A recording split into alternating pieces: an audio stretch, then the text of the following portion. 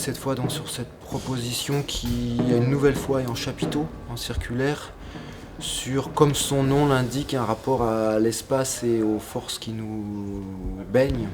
Ça, c'est les forces physiques et environnementales qui baignent l'acrobate et l'être humain en général. On a essayé de matérialiser au plateau, en piste, par l'apparition de certains objets qui ont leur mouvement propre.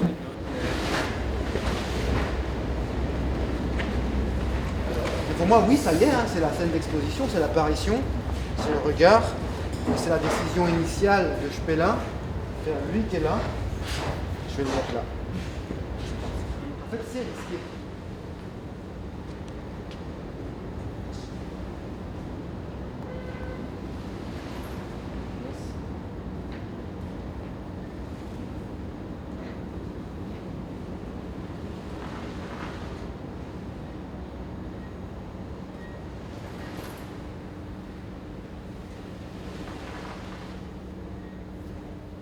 Le point de départ de la proposition, du propos, c'est de se rendre compte que dans la compagnie Un loup pour l'homme, on avait travaillé très fort jusqu'à maintenant sur les liens sociaux, sur l'être humain face à ses pairs, à son voltigeur, à des grands-mères, à des groupes, et qu'on avait un peu oublié ou mis de côté le fait qu'on n'est pas simplement dépendant l'un envers l'autre, mais qu'on dépend aussi foncièrement d'un autre que nous qui est voilà, ce qu'on peut appeler l'environnement ou les forces physiques, et qu'on avait envie de matérialiser vraiment ces interactions-là.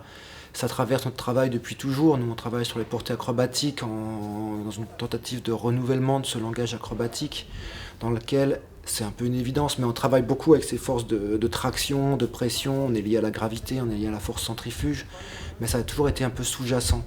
Là, ça devient beaucoup plus littéral par la médiation de l'objet, qui est un des gros enjeux de la création pour nous, c'est de devoir travailler beaucoup plus l'environnement en tant que scéno, et aussi de travailler avec des objets sur scène. Ça n'avait jamais eu lieu. Donc il y a eu pendant tout au long de la création d'abord une sorte de recherche de quels seront ces objets, quelles seront ces matières, puisqu'on a fait le choix d'aller vers des éléments un peu, ce que j'appelle moléculaires, un peu essentiels. Il y a un point, il y a de la masse, il y a une barre, et ces objets-là, ces matières-là amènent avec elles, ce qui nous intéresse, leur mouvement propre ou leur propre propriété physique, qui dessinent des sortes de terrains de jeu.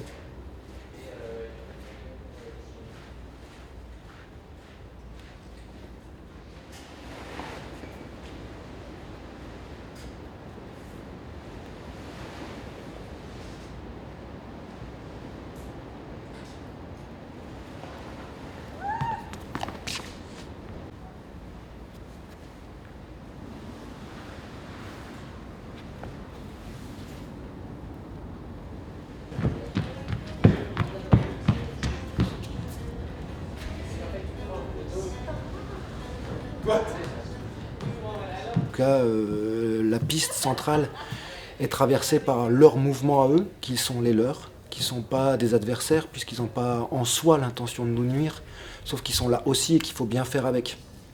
Donc on a pris pas mal de temps pour identifier quels seraient ces partenaires de jeu, avec lesquels on peut jouer, avec lesquels on peut parfois pas jouer, parce qu'ils sont trop gros ou trop contondants ou trop lourds. L'idée étant de ne pas mettre l'humain, donc l'acrobate, dans une posture de contrôle qui est assez courante. Le jongleur cherche souvent à maîtriser, le trapéziste, on cherche souvent à maîtriser la matière, je crois, à la fois l'être humain ou l'acrobate. Et là, c'est les mettre un peu à notre échelle, d'en faire vraiment des partenaires de jeu, avec le respect qu'il aurait dû, la méfiance qu'ils inspirent parfois, le potentiel de risque, et cette nécessité qu'on a, nous, de faire des choix humains en fonction de ce qu'ils nous apportent. Donc ça a été un des gros morceaux de la recherche, du travail, donc d'une sorte de mise à distance aussi de notre posture d'être humain, de soi-disant au-dessus de la chaîne, de se remettre dans la matière. Ça pose pour nous beaucoup de problématiques de ce qu'on appelle, nous, objet et sujet. C'est lié à notre travail initial de porteur-voltigeur, de ces relations de qui est passif, qui est actif, qui sert qui, dans quel sens ça marche cette relation et comment on les réégalise. Et comment là, parfois, le soi-disant objet a parfois le premier rôle en fait dans des scènes. C'est plus nous qui le servons. En cirque, ça peut se poser des questions en termes est-ce que c'est un agrès, est-ce que c'est un objet à manipuler, comment, voilà, en fonction des scènes, qui est le protagoniste et qui est le second rôle en fait. Et de pas, voilà, et de savoir nous se mettre à la hauteur relative qu'il faut pour pouvoir mettre ça en exergue. Là, pas trop vite qu'on ait un peu de focus là-dessus.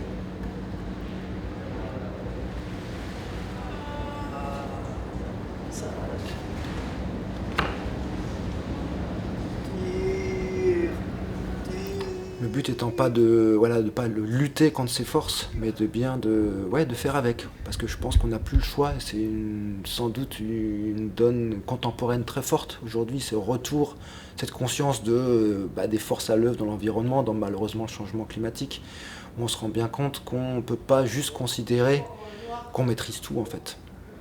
Et qu'il nous faut apprendre à se remettre dedans, je crois, et dans l'espace. Comment dire, le titre s'appelle Dans l'espace, mais nous sommes aussi. Nous sommes le monde, on n'est pas que dans le monde.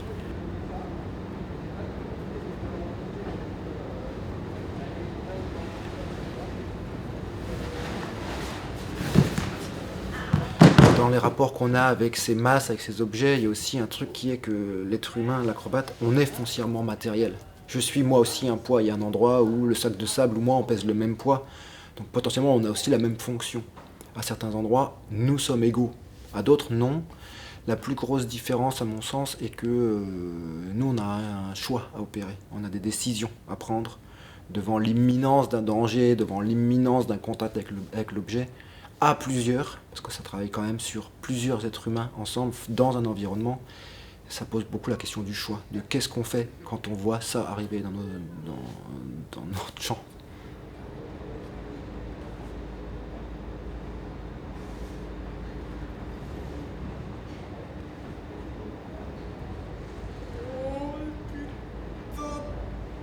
Tire-moi!